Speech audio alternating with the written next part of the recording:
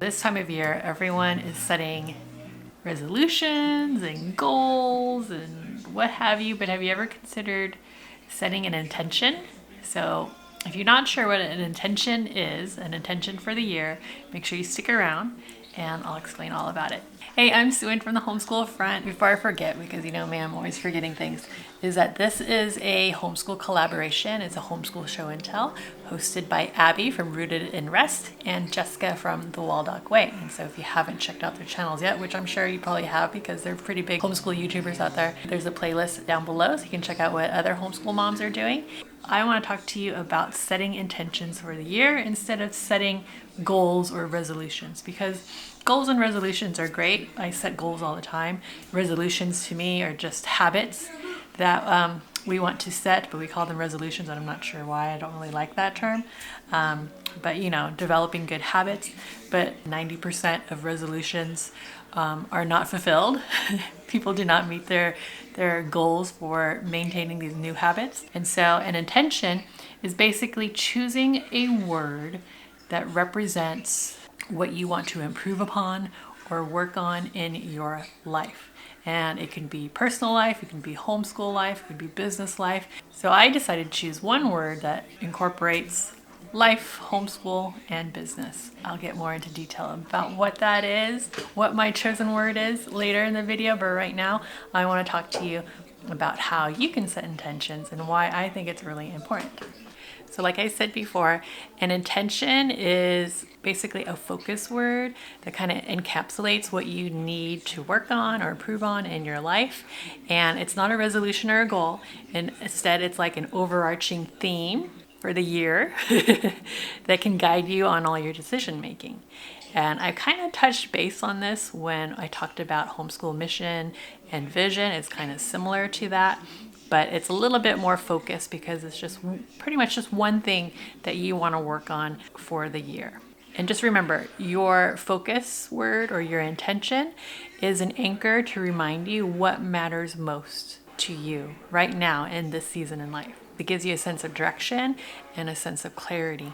And you know, I'm all about clarity, which is why I love to journal so much, because it brings me so much clarity when I do write down my thoughts and what's all like crammed up in my head. So just remember, a focus word is much more gentle, in my opinion, than a goal or resolution, because it gently nudges you in the right direction. It gently reminds you of your intention for the year. All right, so you're probably thinking, okay, great idea, but I'm not too sure what word I should choose because there's just so much I need to work on. I know for me, it took me a while to come up with my word. I actually made like this long list, you know, me in my journal, I made this long list of words that kind of inspired me.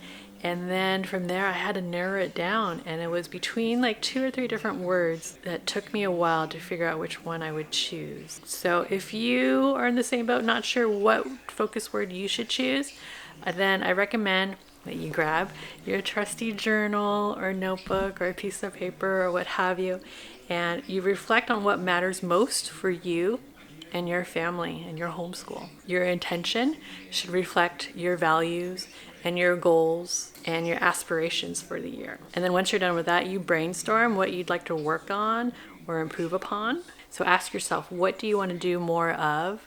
What do you want to do less of? And what is holding you back? What is holding your homeschool back? What is holding your kids back?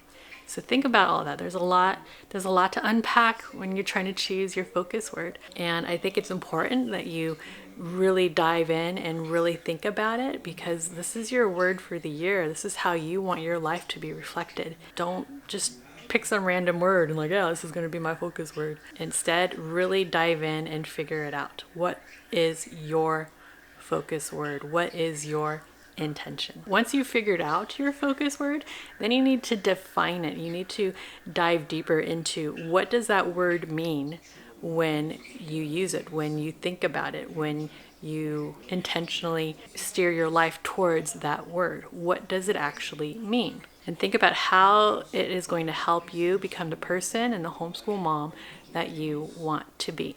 If you want examples of intentions that homeschool moms like you can set, then I do have a free PDF. There's a link down below. Make sure you click on it and download it, and it will help guide you. These are pretty much the words that I came up with, like this long list of words, and that I felt reflected both for myself and my homeschool and my business. And I think it would be helpful for you too, which is why I created the free PDF for you to download. So I chose the word stop. And I know a lot of people out there, when they choose a focus word or intention, it's a more positive word than stop. I feel like stop, some people have, it has a bit of a negative connotation to it, but it just really resonated with me because there's so many things I wanted to stop doing, to slow down, to be in the moment, to be with my family, to be present, to not be overwhelmed, to ease my anxiety by not being overwhelmed, by not overthinking.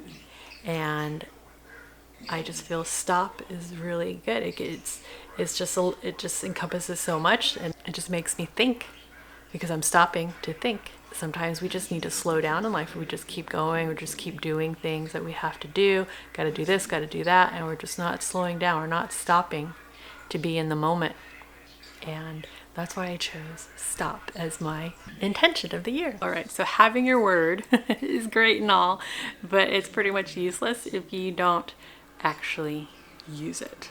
Examples on how you can put your intention into practice throughout the rest of the school year and the rest of the whole year in life is to have a conversation about it with your kids.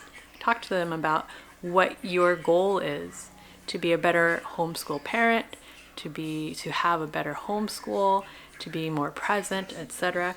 So let them know what's going on because they will keep you accountable. Trust me, they will. Next is to make time to review your intention. So hopefully you've posted it somewhere where you can see, like in a high traffic area where you can see it daily, and take time, repeat your intention, remind yourself of your why, and just do that daily, like whether in the morning or in the evening or maybe twice a day, I don't know, whatever works for you. Make it a habit to focus on your intention every day. Next is to use your intention to help guide you with your decision making. I have a habit of being glamored by all these new homeschool curriculums that I know I don't need, but they just look so pretty and they look so awesome, and I just want to buy, and instead I'm going to tell myself, stop. Do I need this? Probably not. Remove from cart and exit out of that website. You can also use your intention to help guide you in responding to challenging behaviors. Like if my younger ones are being emotional and having a difficult time, instead of telling them to get over it, I stop. And then I ask them, where do you hurt? Do you hurt physically or do you hurt emotionally? Where do you hurt? How can I help? Because it's so easy just to, quiet them down so they can get on with your day. But instead, I need to be more present with my kids and ask them how I can help them. I mentioned earlier that you should make your intention visible, like write it down and post it everywhere or somewhere. You can also create a vision board that aligns with your intention. Consider making or buying a bracelet or a necklace with your word of the year on it so that it's a constant reminder as well. And on top of that, when you consume content, perhaps read books and listen to podcasts and read articles that all kind of relate to your focus, what you're trying to work on. This is some knot you made here. Yeah. You liked it? Yeah. So how should you stay on track with your intention throughout the year? So you need to prioritize self-care so you can stay energized and engaged in the homeschool journey. Because if your cup is not filled or overflowing, then you're not going to be able to fill your kids' cups either. Based on your intention, you can develop goals, and you want to make sure that your goals are bite-sized chunks so that they are manageable and you can accomplish what you want to get done. You don't need to make giant leaps and bounds. Remind yourself of your intention and what it means for you and your family. Do this often. Reflect on it as much as you can. Pull out that trusty journal and reflect, reflect, reflect. And instead of focusing on not meeting your goals or not being where you want to be, instead focus on the gains. Whether they're little or big, focus on the wins. Acknowledge your progress and celebrate your successes. And the next is finding a homeschool community that you can connect with and talk to about the challenges that you're going through. And hopefully they can keep you motivated and on the right paths. But finding that group is I know it's hard to do. It's like dating. And then finally, don't be afraid to take breaks. Maybe the intention that you chose has really brought you out of your comfort zone. And so take a break if you need to. You don't have to. Not every single action you make and every single thing you do has to meet that intention. Instead, your intention is an overarching theme where maybe most of your life kind of is encapsulated by that, but it doesn't have to be everything. And finally, it's important that you revisit your intention throughout the year to make sure that you are on track. So revisit it daily, weekly, monthly, quarterly, whatever it is that works for you. Revisit and reflect and revise if necessary. And if you realize that you've chosen a word that you, after like a month or two, just is not clicking, you don't have to keep the word. You can dump it and pick a new word. It's okay. No one's gonna get upset with you. Actually, no one else really cares. The only person that's gonna care is you. So remember, your homeschool intention is an overarching theme that helps guide you throughout the year, helping you become the person that you want to be, helping your homeschool become the homeschool you want it to be. And your intention can be a source for both strength and comfort for when things get tough, because life happens, and our kids, they each have their own personalities and wants and needs, and life can get tough and you need to stay focused. Oftentimes when things get hard, we want to give up, and sometimes it's okay to give up, but other times you just need to persevere and remember your vision, remember your focus, remember your mission, remember why. Remember your why. Why are you doing this? Why are you homeschooling? I hope you found the necessary tools for you to choose your word of the year or your homeschool intention or your intention of the year, whatever you want to call it. I hope you found value in this video and you found it helpful. Hit that like button.